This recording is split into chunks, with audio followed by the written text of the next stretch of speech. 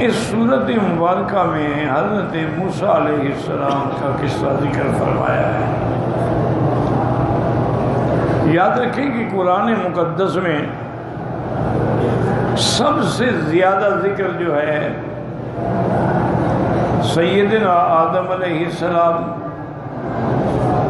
سیدنا ابراہیم علیہ السلام، سیدنا موسیٰ علیہ السلام، سیدنا عیسیٰ علیہ السلام، ان چار پیغمبروں کا اللہ نے متعدد صورتوں میں اور مختلف اسالیب سے ذکر فرمایا۔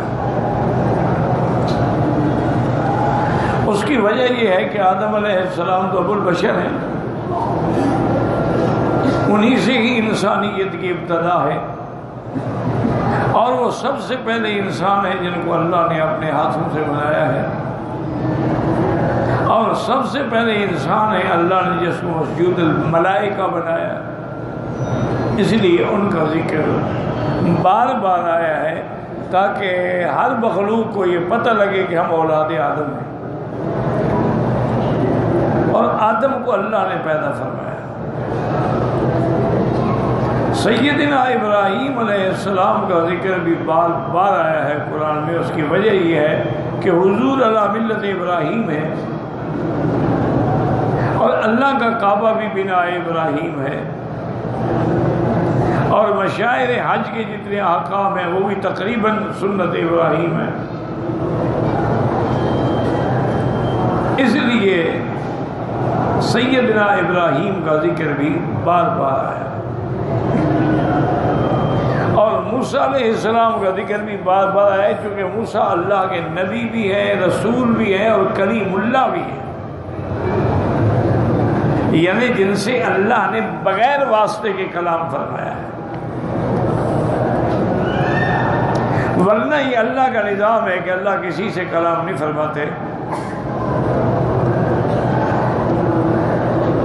وَمَا كَانَ لِبَشَرٍ أَن يُكَلِّمَهُ اللَّهُ إِلَّا وَحْيًا أَوْ مِن وَرَاءِ حِجَابٍ أَوْ يُرْسِلَ رَسُولًا فَيُوحِيَ بِإِذْنِهِ مَا يَشَاءُ۔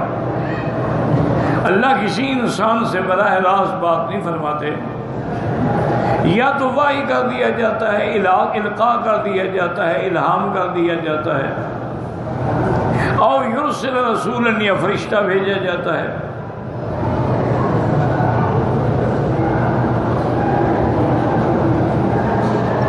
جس کے ساتھ اللہ تبارک و تعالیٰ چاہتے اس کے علاوہ، اور جب بھی وہ بات یا کلام من ورائے حجاب ہوگی، چونکہ بغیر حجاب کے تو کسی کی طاقت ہی نہیں ہے نا، اس لیے یہ موسیٰ علیہ السلام کا بڑا مقام ہے کہ کلم اللہ موسیٰ تکلیما، اللہ نے کلام کیا اور بغیر واسطے، درمیان میں کوئی فرشتہ نہیں۔ اور اس کے ساتھ یہ بھی سمجھ لیں کہ جمعیت علماء سلف اور خلف یہ کہتے ہیں کہ سب سے بڑی شان حضور محمد مصطفیٰ کی ہے۔ موسیٰ علیہ السلام تو صرف کلیم اللہ ہے، نے کلام کی ہے، حضور نے اللہ کو دیکھا بھی ہے اور کلام بھی کیا، وہاں رؤیت بھی ہے اور کلام بھی ہے۔ تو بہرحال حضرت موسیٰ علیہ السلام پر پھر اللہ نے بڑی کامل کتاب عطا فرمائی ہے، تورات ایک کامل مکمل کتاب تھی۔ اور پھر یہ ہے کہ میرے آقا کے زندگی میں، مکی زندگی میں مشرکین سے مقابلہ تھا، تو ابراہیم علیہ السلام کا ذکر آیا۔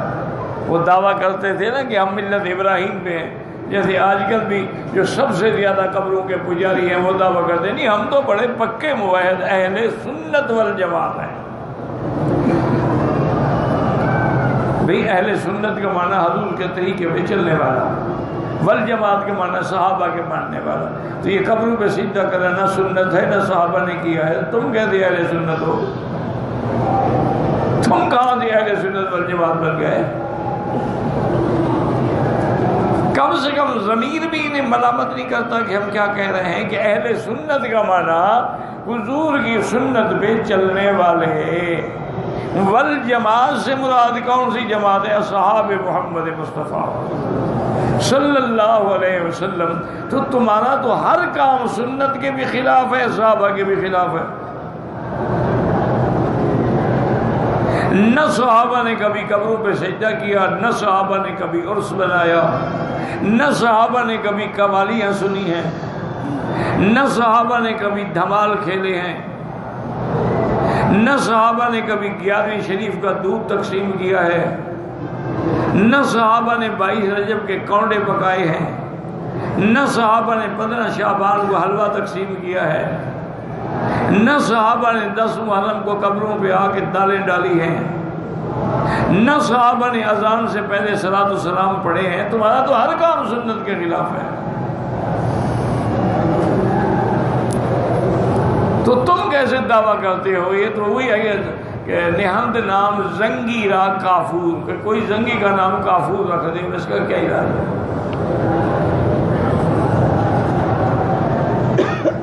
تمہارا تو ہر عمل، ہر کام جو ہے سنت کے بھی خلاف ہے، صحابہ کے بھی خلاف ہے.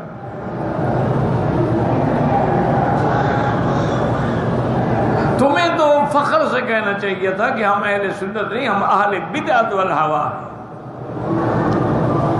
اس کا دعویٰ کرنا چاہیے تھا کہ بھئی اہل سنت تو وہ وہابی ہوتے ہیں نا، ہم تو اہل بدعت ہیں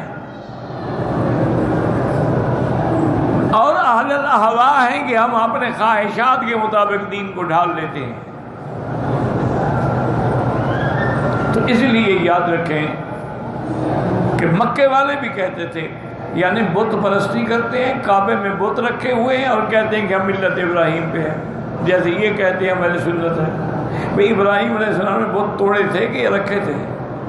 تم نے بتوں کو رکھا ہوا ہے، بتوں کی پوجا کرتے ہوئے ہم ملت.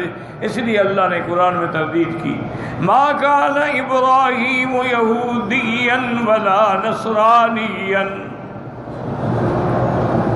ولكن كان حنيفا مسلما وما كان من المشركين.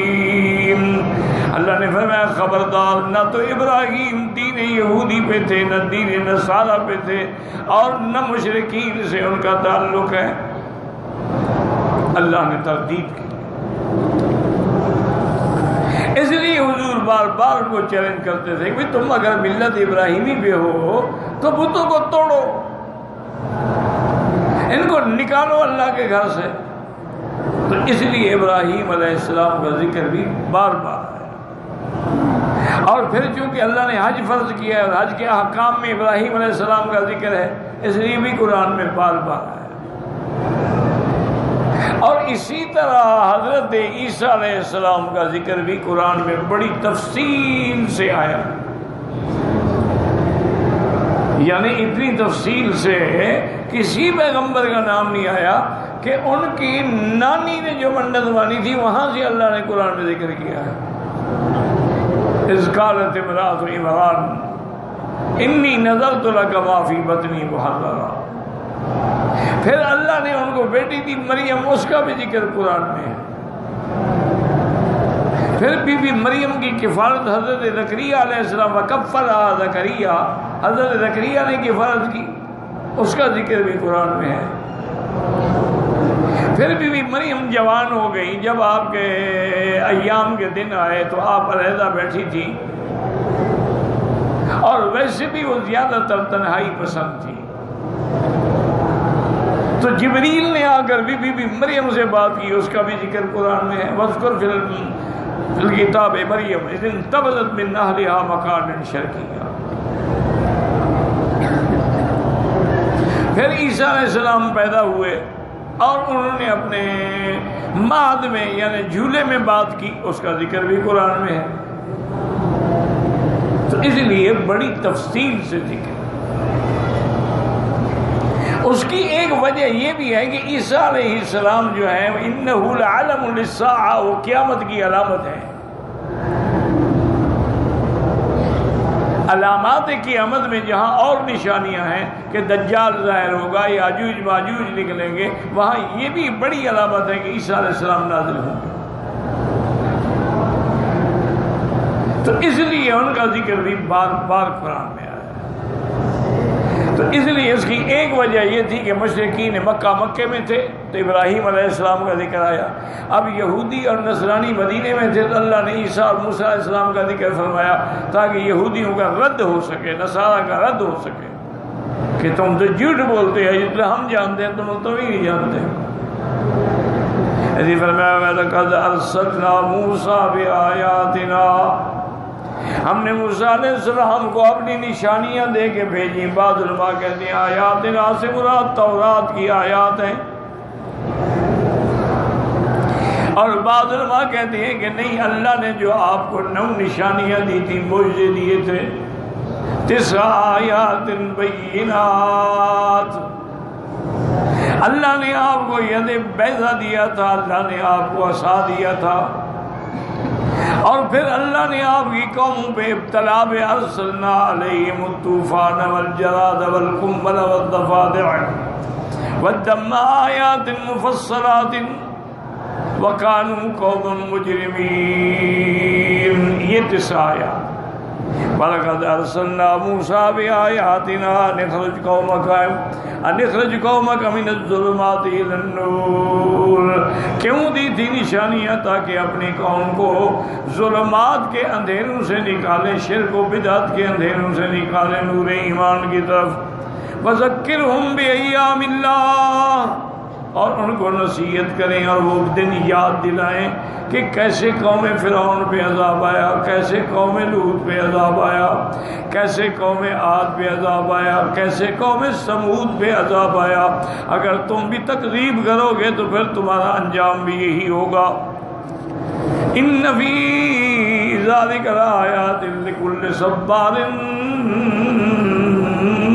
شکور، ان آیات میں نشانی ہے ہر اس کے لیے جو صبر کرنے والے ہیں، جو اللہ کی نعمتوں پہ شکر ادا کرنے والے ہیں۔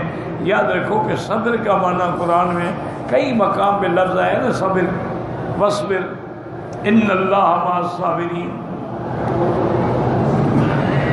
وصبر کما صبر اولو العزم من الرسل۔ میرا مدنی آپ بھی اسی طرح صبر کریں جیسے پہلے شان والے پیغمبروں نے صبر کیا ہے۔ تو اصل یاد رکھو کہ صبر کا معنی ہے منع، روکنا۔ کیا معنی؟ معنی یہ ہے کہ آدمی اگر اپنے آپ کو گناہوں سے روکتا ہے، یہ صبر ہے، کہ اطاعت میں جم جاتا ہے اور گناہوں سے روکتا ہے، کہ دل تو مچلتا ہے، دل کی تو خواہشات ہوتے ہیں، جذبات ہوتے ہیں، لیکن وہ روکتا ہے، بھئی یہ حرام ہے، یہ گناہ ہے۔ وہ لکھا ہے نا کہ حضرت نانوتوی رحمۃ اللہ علیہ کے زمانے میں ایک پٹھان طالب علم تھا، وہاں پڑھتا تھا، وہ اللہ کا بندہ کسی لڑکے پہ عاشق ہو گیا۔ پٹھانوں میں یہ مرض بہت زیادہ ہے، اللہ ہدایت دے۔ ہم تو دعا ہی کر سکتے ہیں، اور کیا کر سکتے ہیں۔ عاشق بھی ایسے ہو گیا کہ نعوذ باللہ جب سجدے میں جاتا نا، سبحان ربی الاعلیٰ کے بغیر بھی اس کا نام لیتا۔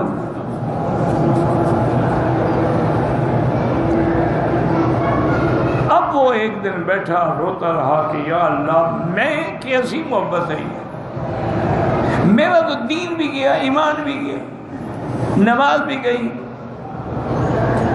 ماں باپ نے مجھے پڑھنے کے لیے بھیجا اور میں یہاں عشق میں مبتلا ہو گیا۔ آخر اس نے مجبور ہو کے، شرم بھی آتی تھی نا کہ کیا کہوں لوگوں کو، حضرت استاد حضرت نانوتوی رحمۃ اللہ علیہ کی خدمت میں گئے اور جا کے چیخ مار کے رو پڑا۔ میں کیا بات ہے؟ انہوں نے کہا حضرت میں برباد ہو گیا ہوں، میرا دین بھی گزر گیا، دنیا بھی ختم۔ ایک لڑکے کی محبت میں آ کے میں اتنا مبتلا ہو گیا ہوں، میں نماز پڑھتا ہوں مجھے لڑکے کا خیال ہے، سبحان ربی الاعلیٰ کہتا ہوں تو لڑکے کا نام لیتا ہوں۔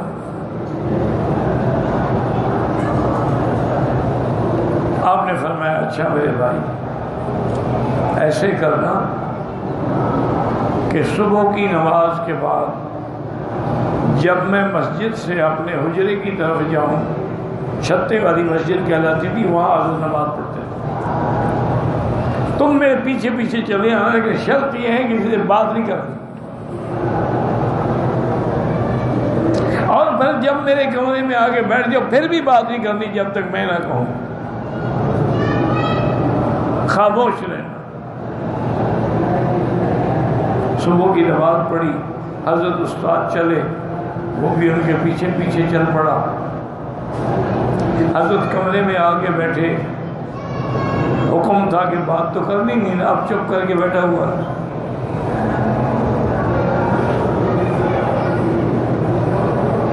اصل بات کیا تھی؟ اصل تو وہ سمجھنے والے سمجھتے ہیں نا، حضرت اس کو صبر سکھا رہے تھے کہ میرے کہنے پہ خاموش رہتا ہے کہ نہیں رہتا۔ جب صبر آ جائے گا تو لڑکے سے بھی صبر آ جائے گا۔ کافی دیر کے بعد دیکھتے رہے، پھر اس کو بلایا کہ میں نے اشارہ کیا قریب ہو جاؤ، اور وہ لکھتا ہے کتابوں میں کہ آپ نے میرے ہاتھ کے اوپر ایسے ہاتھ رکھا اور فرمایا 3 دفعہ توبہ استغفر اللہ پڑھو۔ میں نے 3 دفعہ استغفر اللہ پڑھا تو کہنے لگے کہ اب جاؤ۔ کہتے ہیں میں جب کمرے سے نکلا مجھے معلوم ہوا کہ میرے دل کے اندر سے کوئی چیز نکل گئی ہے، سمجھ نہیں آتی تھی وہ کیا چیز ہے۔ سامنے آیا وہی لڑکا کھڑا ہوا تھا، مجھے سمجھ نہیں آیا کہ کون لڑکا ہے،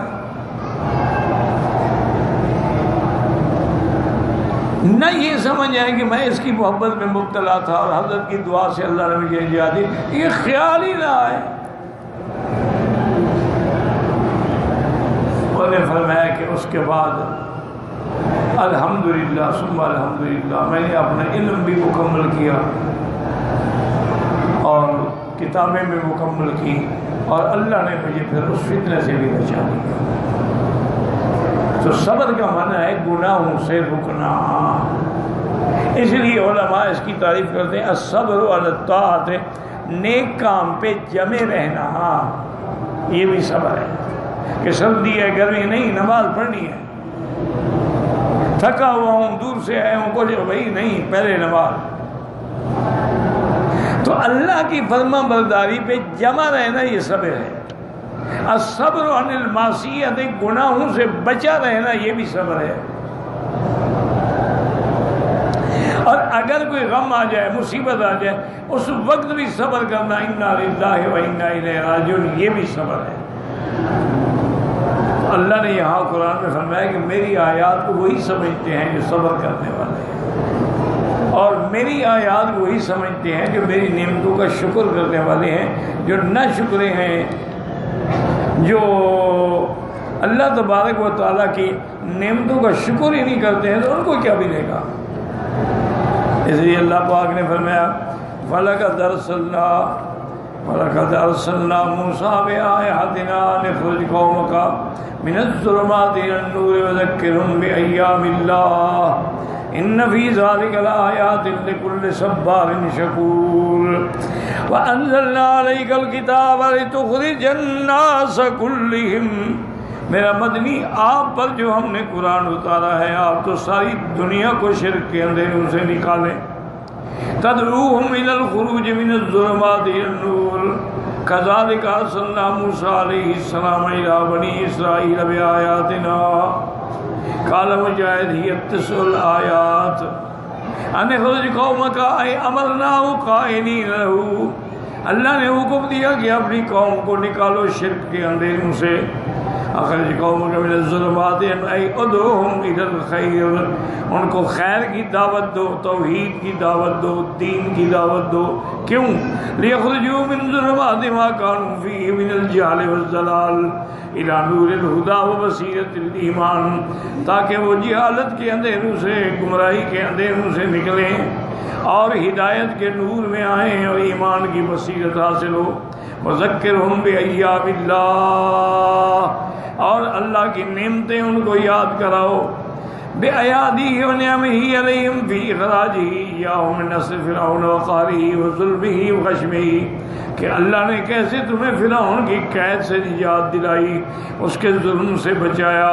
وَإِنْ جَاءَهِ إِيَّاهُمْ مِنْ عَدُوِّهِمْ، اللہ نے کیسے تمہیں دشمنوں سے پناہ دی۔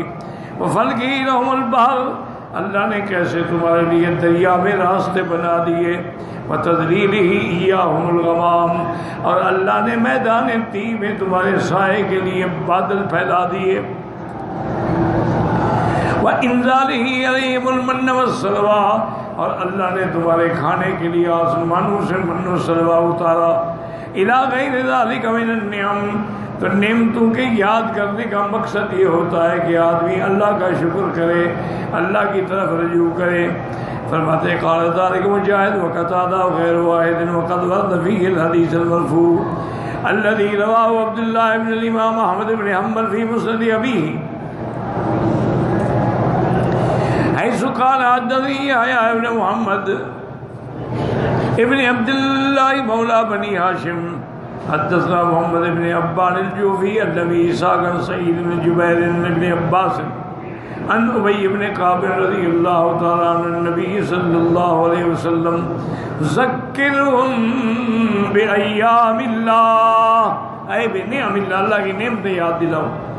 ورواه ابن جرير بن زياد من حديث محمد بن عبان به، ورواه عبد الله بن أيضا موقوفا، وقوله إن في ذلك لآيات لكل صبار شكور، أي إن فيما صنعنا بأوليائنا بني إسرائيل حين أنقذناهم من فرعون وأنجيناهم ما كانوا في مذاب المهين لعبرة لكل صبار، ہم نے اپنے دوستوں کے ساتھ، اپنے ماننے والوں کے ساتھ بنی اسرائیل، جب ہم نے ان کو فرعون کے ظلم سے نجات دی اور اس عذاب سے بچایا جس ذلت کے عذاب میں وہ مبتلا تھے، کیوں؟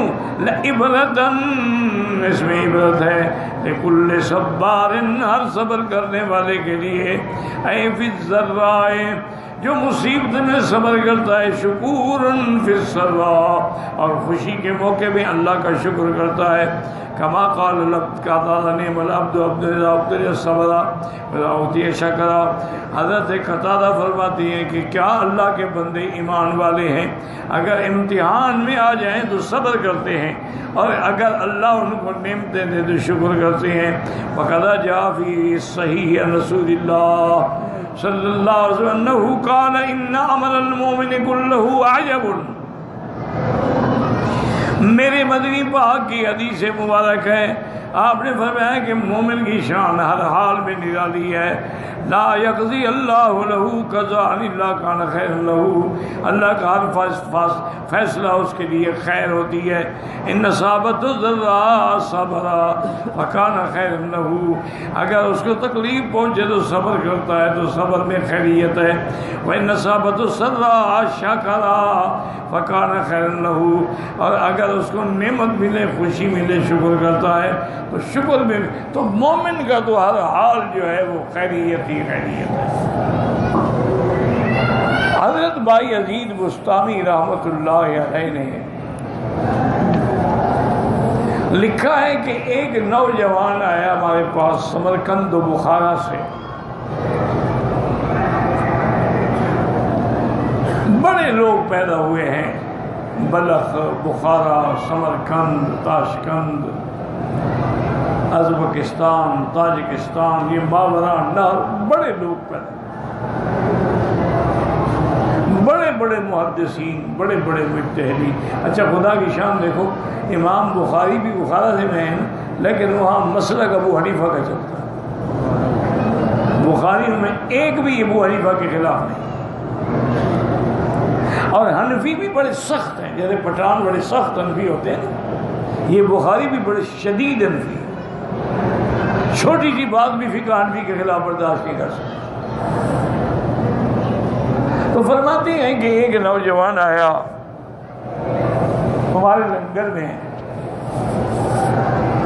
اور اس سے میں جتنا شرمندہ ہوا زندگی میں ایسا کبھی نہیں۔ فرماتے ہیں کہ ٹھہر گیا، ایک دن ہم نے پوچھا کہ بھائی کیا حال ہے، کیسے آئے؟ انہوں نے کہا میں مسافر ہوں، آپ کے بارے میں سنا تھا تو میں نے کہا اللہ والے ہیں زیارت کر لو۔ میں نے پوچھا بھائی، انہوں نے پوچھا کہ حضرت پھر آپ لوگوں کا کیا حال ہے؟ میں نے کہا حضرت بڑا اللہ کا شکر ہے، اللہ دیتے ہیں شکر کرتے ہیں، نہیں دیتے ہیں تو صبر کرتے ہیں۔ وہ ہنس پڑا، ایک عجیب نوجوان ہے، کبھی کیوں ہنستے ہو؟ انہوں نے کہا جی ہمارے یہاں کتوں کا بھی یہی حال ہے، روٹی ڈال دو تو کھا لیتے ہیں، نہ ڈالو تو مالک کا دروازہ نہیں چھوڑتے، پڑے رہتے ہیں۔ حیران ہو گیا بھی یہ کوئی اللہ والا بندہ ہے۔ میں نے کہا اچھا تمہارے یہاں بزرگوں کا کیا؟ انہوں نے کہا مل جائے تو دوسروں کو دے دیتے ہیں اور نہ ملے تو صبر کرتے ہیں۔ وَيُؤْثِرُونَ عَلَىٰ أَنفُسِهِمْ وَلَوْ كَانَ بِهِمْ خَصَاصَةٌ، جیسے حضرت علی نے بچوں سے کھانا اٹھا کے مسکینوں کو دے دیا، روزے سے رہے، پانی سے روزہ افطار کیا، ایک دفعہ یتیم کو دے دیا، مسکین کو دے دیا، اور اس کے بعد ایک دفعہ قیدی کو دے دیا۔ اللہ نے قرآن اتارا کہ میرا بدنی تیرے اہل بیت کی شان ہے کہ یطعمون الطعام علی حبہ مسکینا ویتیما واسیرا انما نطعمکم لوجہ اللہ لا نرید منکم جزاء ولا شکورا۔ تو بہرحال اللہ آپ کو بھی ہمیں بھی صبر اور شکر کی توفیق عطا فرمائے۔